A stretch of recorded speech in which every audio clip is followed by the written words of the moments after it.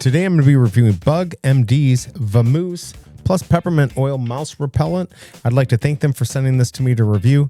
These are what the packets look like. Not very big at all. The smell, it will take you aback. Peppermint, clove, lemongrass, and rosemary. It's all plant-based. I'm going to use this in my RV. Unfortunately, I have that winterized right now, but this will be going in monthly. We've had a few issues, and I'm going to give it a try there. Each pack comes with 4 pouches. Again, here's the size. These are good for 30 days, and if you have an area where it's really bad, you can double them up for more protection. The best part, and I think the reason why you want to get something like this, it's family friendly, it's pet friendly, with the caveat when used as directed. So how does it work? It's the scent. It overwhelms them when they smell this and they get the heck out of there. The interesting thing on this is it gets 3.7 stars, which I don't love. I really like to see 4.4. This can be hit or miss with people. Maybe they didn't use it right, but it still is something to consider to manage your expectations. But on the other hand, I'm not showing that they're getting a return, and 10,000 of the 1 pouch 4 packs sold last month. There are a ton of people that are obviously liking this and giving it a try. So if you're having